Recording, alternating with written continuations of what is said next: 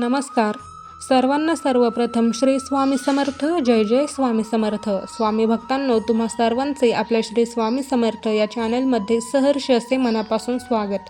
स्वामी भक्तांनो, आज आपण जो सत्य स्वामी अनुभव पाहणार आहोत, हा अनुभव जेव्हा तुम्ही पाहाल तेव्हा तुमच्याही अंगावर साक्षात काटा आल्याशिवाय राहणार नाही. त्यामुळे आजचा अनुभव हा शेवटपर्यंत पहा. त्याचबरोबर स्वामी भक्तांनो, आपल्या श्री स्वामी समर्थ या चॅनलवर दररोज स्वामींचे अनुभव हे येत असतात. त्यात एकही दिवस खंड पडत नाही. त्यामुळे तुम्ही आपल्या चॅनलला सबस्क्राईब करा, जेणेकरून स्वामींच्या अनुभवाचा जो व्हिडिओ आपल्या चॅनलवर येईल त्याची सर्वात आधी नोटिफिकेशन हे तुम्हाला मिळून जाईल. त्यामुळे आपल्या चॅनलला सबस्क्राईब करा. चला तर मग आपण आपल्या आजच्या अनुभवाला सुरुवात करूया. तर ही घटना आहे कोकणातील एका छोट्याशा वाडीतली. पावसाळ्याचे दिवस होते. रात्रीचे साधारण 1 वाजले होते. सगळीकडे अंधार आणि बाहेर पडणाऱ्या पावसाचा धो-धो आवाज. घरात जानकी आणि तिचा 7 वर्षाचा मुलगा ओंकार झोपले होते. जानकीचे पती हे मुंबईला कामाला होते, त्यामुळे ती आणि तिचा मुलगा दोघेच घरी असायचे. अचानक ओंकारच्या ओरडण्याने जानकीला जाग आली आणि आई आई पाय दुखतोय ग. ओंकार असं वेदनेने विवळत होता. जानकीने लाईट लावली आणि जे दृश्य पाहिलं ते बघून तिच्या काळजाचा अक्षरशः थरकाप उडाला. पलंगाच्या खाली एक काळाकुट्ट विषारी नाग सळसळ करत बाहेर जात होता. नागाने ओंकारच्या पायाचा चावा घेतला होता, म्हणजेच नागाने ओंकारच्या पायाला दंश केला होता. मदतीचा अभाव आणि विषाचा प्रसार हा होतच असतो. तसंच त्या छोट्याशा वाडीत डॉक्टर नव्हते. जवळचं हॉस्पिटल हे 10 किलोमीटर लांब होतं आणि जायला गाडी नव्हती. बाहेर मुसळधार पाऊस. जानकीने आरडाओरडा करून शेजाऱ्यांना बोलावलं. लोक जमा झाले, पण कोणाकडेच उपाय नव्हता. आणि काही क्षणातच ओंकारचं शरीर हे निळं पडायला लागलं. त्याच्या तोंडातून फेस येऊ लागला. डोळे पांढरे झाले होते. एका वयोवृद्ध आजीने जानकीच्या डोक्यावर हात ठेवला आणि रडत म्हणाल्या, पोरी, आता आशा सोडून दे. हे नाग लय विषारी असतंय. दवाखान्यात नेईपर्यंत पोरगं टिकायचं नाही. हे शब्द जानकीच्या कानावर पडताच ती कोलमडली. तिने घरातल्या देवाऱ्यासमोर डोकं आपटायला सुरुवात केली आणि तिथं एक स्वामींची तसबीर होती. तिने हंबरडा फोडला, स्वामी, माझा नवरा इथे नाहीये. जर माझ्या लेकराला काही झालं तर मी कोणाच्या तोंडाकडे बघून जाऊ? तुम्ही आई आहात ना? मग एका आईचं दुःख तुम्हाला दिसत नाही का? धावा हो, माझ्या ओंक्याला वाचवा. दारावरची ती टकटक. म्हणजेच काय झालं की ओंकारचा श्वास आता मंद झाला होता.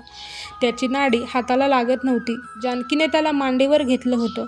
आता सर्व काही संपलं होतं आणि तेवढ्यात बाहेरच्या दारावर जोरात टकटक असा आवाज आला. इतक्या रात्री भर पावसात कोण आलं असेल? एका शेतकऱ्याने जाऊन दार उघडलं.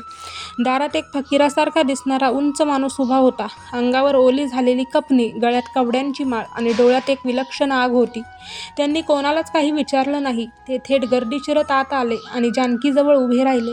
त्यांच्या आवाजात ढगांच्या गडगडाटासारखी ताकद होती. ते गरजले, बाळा, रडतेस कशाला? तुझी हाक अक्कलकोटपर्यंत ऐकू आली. तो नाग काय, साक्षात काळ जरी आला असता तरी त्याला रिकाम्या हाताने धाडलं असतं. त्या फकीराने आपल्या झोळीतून एक जडीबुटी काढली आणि ती चावून त्याचा लेप ओंकारच्या पायाला लावला. मग त्यांनी आपल्या कमंडलूमधलं पाणी ओंकारच्या तोंडावर मारलं आणि त्याच्या कानात जोरात ओरडले, ओंकार, उठ, तुझे स्वामी आलेत. लोकांना वाटलं हे वेडे आहे. जो मुलगा गेल्या 15 मिनिटांपासून हालचाल करत नाहीये तो कसा उठणार? पण चमत्कार झाला. पाणी तोंडावर पडताच ओंकारच्या शरीरात एक वीज संचारावी तसा झटका बसला. त्याने जोरात उलटी केली. सगळं काळं निळं विष बाहेर पडलं आणि पुढच्या क्षणी त्याने क्षीण आवाजात हाक मारली, आई. जानकीचा आपल्या कानांवर विश्वास बसेना. तिने ओंकारला छातीशी कवटाळलं. घरात उपस्थित असलेल्या प्रत्येक माणसाच्या डोळ्यातून पाण्याच्या धारा लागल्या. मृत्यूला हरवण्याची ताकद फक्त त्या फकीराच्या हातात होती आणि तो गूढ अंतर्धान. जानकी त्या फकीराच्या पाया पडण्यासाठी वळली. ती म्हणाली, बाबा, तुम्ही देव आहात. थांबा, मी तुम्हाला चहा करून देते. ती स्वयंपाकघरात गेली आणि 5 मिनिटांनी चहा घेऊन घरातून बाहेर आली. पण तिथे कोणीच नव्हतं. लोकांनी सांगितलं, ते बाबा बाहेर गेली आणि अंधारात दिसेनासे झाले. आम्ही बघतच राहिलो. त्यांनी जिथे बसून ओंकारला वाचवलं होतं तिथे जमिनीवर फक्त थोडी विभूती पडलेली होती. त्या विभूतीचा सुवास असा होता की जणू तिथे यज्ञ झाला असावा. दुसऱ्या दिवशी जानकीने जेव्हा स्वामींच्या फोटोकडे बघितलं तेव्हा तिच्या लक्षात आलं की रात्री आलेले ते फकीर बाबा आणि फोटोतले स्वामी समर्थ एकच होते. तीच नजर, तोच आवाज आणि तीच माया. आज ओंकार 25 वर्षाचा आहे. इंजिनियर झालाय. पण आजही त्याच्या पायावर त्या सर्पदंशाची खूण आहे. ती खूण त्याला आठवण करून देते की जेव्हा विज्ञान संपते तिथे स्वामींची सत्ता सुरू होते. म्हणून स्वामी म्हणतात, भिवू नकोस, मी तुझ्या पाठीशी आहे. तर स्वामी भक्तांनो, आजचा हा सत्य स्वामी अनुभव तुम्हाला कसा वाटला ते कमेंटमध्ये नक्की सांगा. आणि असे जर तुमचेही काही असे अनुभव असतील तर ते शेअर करा. त्याचबरोबर आजच्या अनुभवातून हेच शिकायला मिळतं की जिथे आशा संपतात, जिथे सर्व काही संपले असं वाटतं, तिथूनच स्वामींचे चमत्कार हे चालू होतात.